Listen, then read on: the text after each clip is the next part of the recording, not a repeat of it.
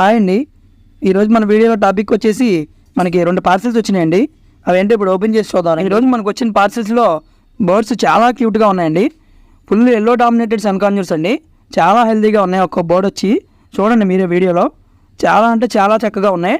చాలా హెల్తీగా ఉన్నాయి, చాలా యాక్టివ్గా ఉన్నాయి. ఫీడ్ కూడా చాలా చక్కగా తీసుకుంటున్నాయి. ఇవి ఎవరికన్నా కావాలంటే ఈ వీడియో కింద డిస్క్రిప్షన్లో మన గ్రూప్ లింక్ ఉందండి. దాని ద్వారా మనకు కాంటాక్ట్ అవ్వచ్చు.